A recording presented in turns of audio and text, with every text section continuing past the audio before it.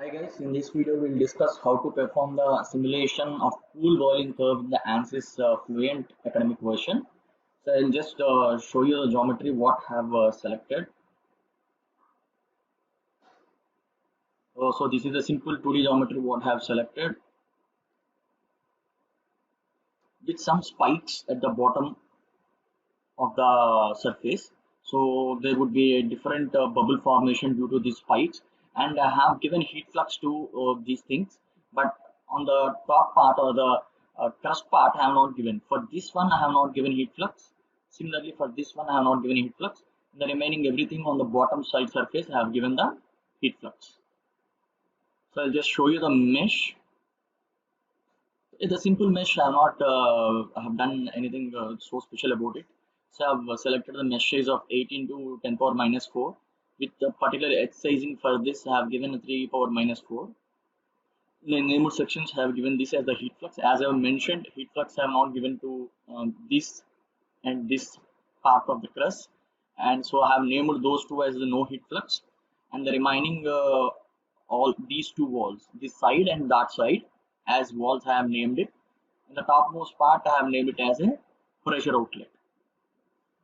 And I'll just show you the fluent settings. This is very much important in order to run the things. First I'll just show you general settings where I've given a pressure based transient condition with y is minus 9.81. Gravity is must and should, because we need to have the buoyancy force that would create when the vapor is formed in the water.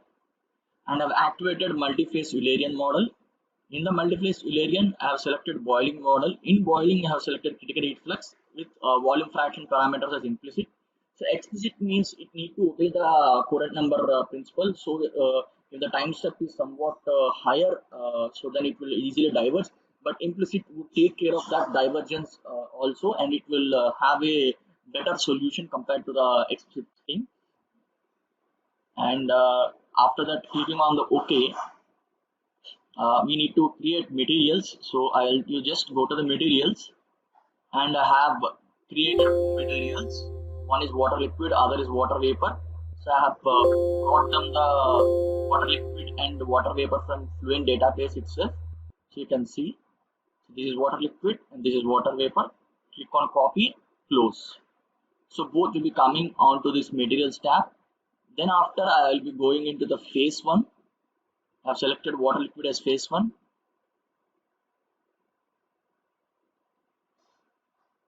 And phase 2, water vapor as my phase 2. And in the water vapor, I have given this interfacial area concentration, where the diameter of the bubble would be varying with respect to short-term mean principle. And the surface tension, I have taken it constant. You can vary the surface tension also.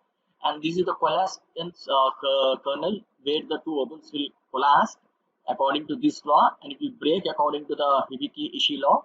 So you can just refer to what exactly these laws mean in the Fluent manual, and the nucleation rate, at what rate the bubbles need to form, and the dissipation function, and the diameter and the maximum diameter of the bubbles. I have set it to 1 e power minus 6, and the maximum diameter is 0.01. You can vary that, but in between those two diameters, the variability would be taken care by short-term mean. So click on OK. Go to phase interactions. So phase interaction virtual mass have taken as constant. A virtual mass would be helpful when there is a relative acceleration between the flow water and the vapor. Then you can activate this with respect to so many other user defined functions also we have. And drag I have taken Ishii law, lift as a Tomiyama law, wall lubrication as Antal et al, and turbulent dispersion as Lopez. So dispersion is nothing but the bubbles will be getting into the water liquid, and they try to disperse the turbulence energy to the water, or in turn water to the bubbles. So all those interactions will be taken care by this law. The interaction between those turbulence models will be taken care by Troshko-Hassan law.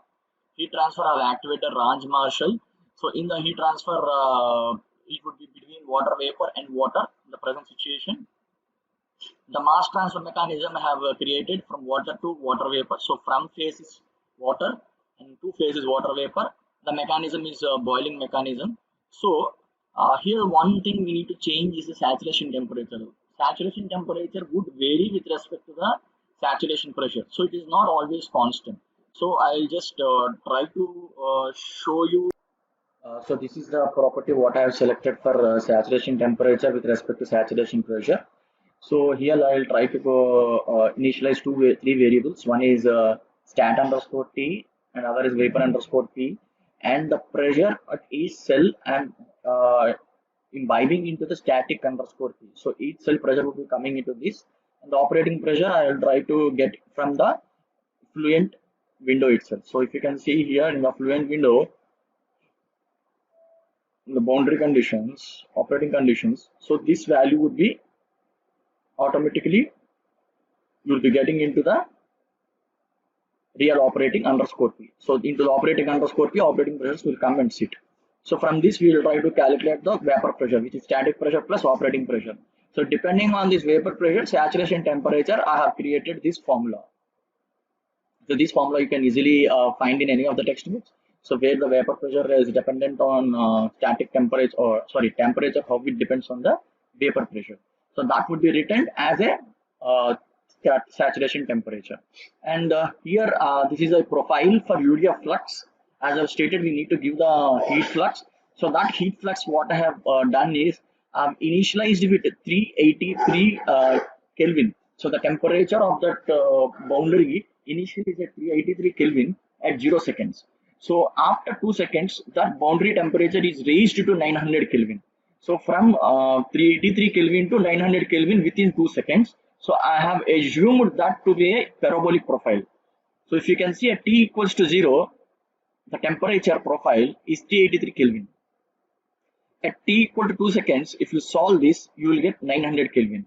So it is nothing but for each and every phase or each and every edge. Here it is 2D, that's the reason why I'm calling it as edge. If it is 3D, it is phase. So for each and every edge, the temperature would be assigned from this equation, this parabolic equation, right? So these two I have created in UDF. So after that, we need to interpret that. So I'll just go into interpret option and I'll just interpreted. So I'll just browse and select the file where is actually present. This is a file. So after writing the UDF, we need to save it with .c extension. You can just write it in Notepad. Okay, interpret.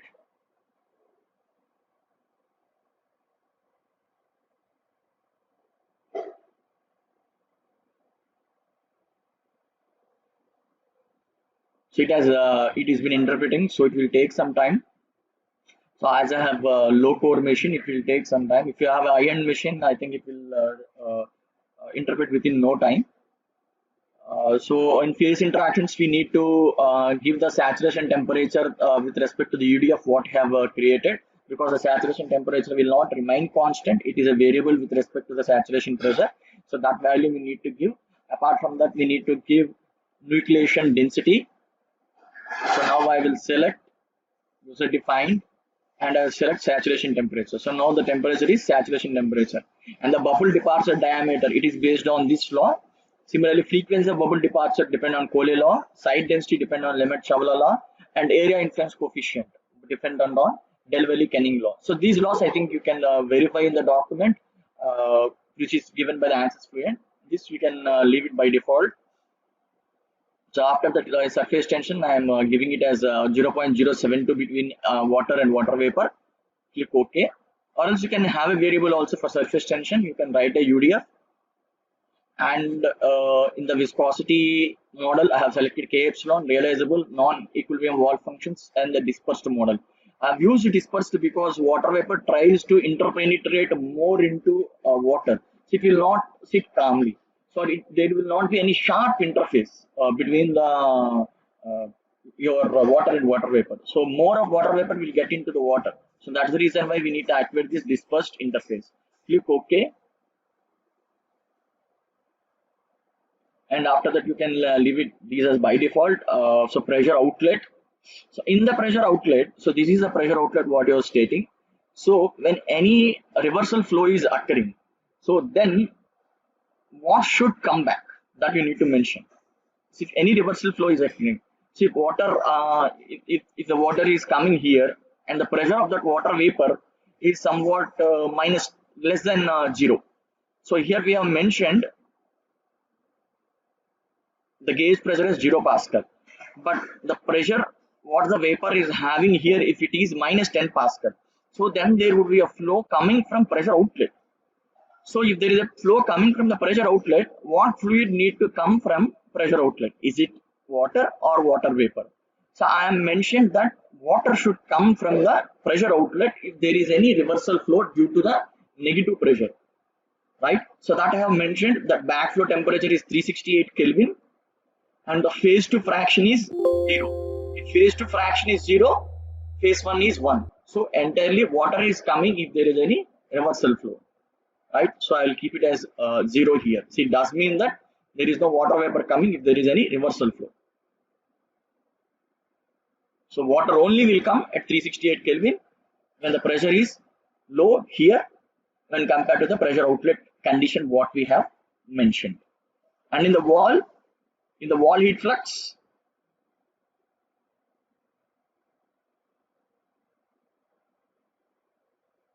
so we just need to hook the UDF what we have built for wall heat flux with respect to temperature. So go to temperature, and if you click on the down arrow, you will get these two UDFs. Heat flux is the UDF what we have built. Then go to methods, coupled, and these I have left default and have created a monitor. So the monitor is nothing but the temperature variability. If you can just click on this, add it, click on this, edit, it would be displayed. So this is just a temperature variable, sorry, wall heat flux I have created. It's not a temperature, it's a wall heat flux. So wall heat flux need to obey the nature of this curve. You can see the nature of the curve is in this way. So it need to obey this way. So initially the water is at 368 Kelvin. Now the temperature that I given to wall is 383 Kelvin. So there is a difference of approximately 17 degrees.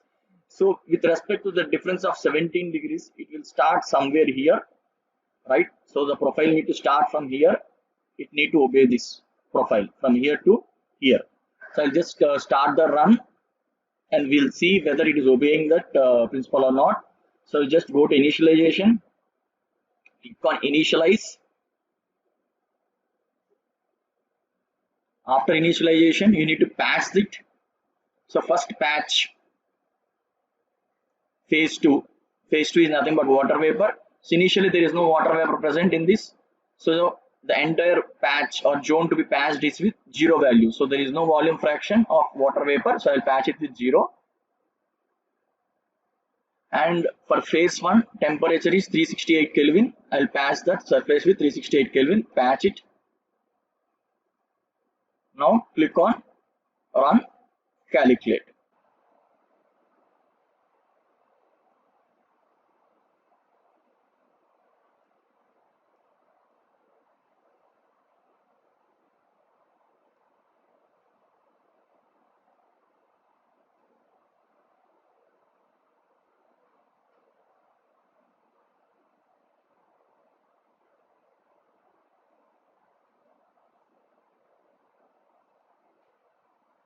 So I think you can clearly see how exactly the volume fraction of the water vapor is getting changed. So we'll just have a look here. So the volume fraction is initially it is in a orange color. Orange color means so there is a water that is coming back and sitting here. Red color means entirely it is occupied by water vapor. So in this region we can see orange color mostly. So orange color means there is a water that is coming back and sitting here. So the heat flux value would be it is in this region of the boiling curve. You can observe. So this would be in this region where there is a both mixing of convection plus quenching. So both types of heat transfer would take place here. So water vapor would start evaporating from this position, and then water will come back here and just it quenches onto this, and it has a convection also. So both would take place in this situation. So when you see here the red color profile, So you can see a red color profile here. So it is completely occupied by water vapor. So that means that would be, yeah, this region where it is completely occupied by water vapor. So everything would happen through vapor only. So there is no convection through water, or there is no quenching. So heat transfer rate would be decreased in value when compared to this. So yeah, so I think had made some sense how to apply the critical heat flux in ANSYS Fluent, and how to run the simulation for different regimes of the pool boiling. So hope you have enjoyed this video. Please do subscribe and encourage me in doing more number of videos. Thank you.